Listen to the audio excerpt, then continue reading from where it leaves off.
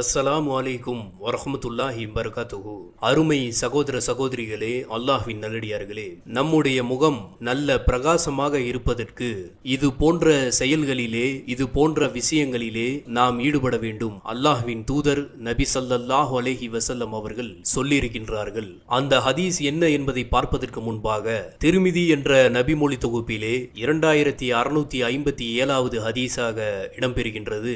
அல்லாஹுடைய தூதர் நபிகள் நாயகம் ஸல்லல்லாஹு அலைஹி வஸல்லம் அவர்கள் கூறினார்கள், நல்ல விஷயங்களை நம்மிடமிருந்து கேட்டு, அதாவது அல்லாஹ்வின் தூதர் நபி ஸல்லல்லாஹு அலைஹி வஸல்லம் அவர்கள் சொல்லக்கூடிய ஹதீஸ்களை நாம் கேட்பது போலவே அதை எடுத்துரைக்கும் மனிதனின் முகத்தை அல்லாஹ் பிரகாசமாக செய்வானாக என்று இறை தூதர் ஸல்லல்லாஹு அலைஹி வஸல்லம் அவர்கள் சொல்லுகின்றார்கள். ஆக நாம் அல்லாஹ்வின் தூதர் நபி ஸல்லல்லாஹு அலைஹி வஸல்லம் அவர்களின் ஹதீஸ்களை பிற மனிதர்களுக்கும் எடுத்து சொல்ல வேண்டும். அப்படி எடுத்துரைக்கும் மனிதர்களின் முகத்தை அல்லாஹு ரப்புல் ஆலமீன் பிரகாசமாக செய்கின்றான் என்று அல்லாஹ்வின் தூதர் நபி ஸல்லல்லாஹு அலைஹி வஸல்லம் அவர்கள் கூறுகின்றார்கள்.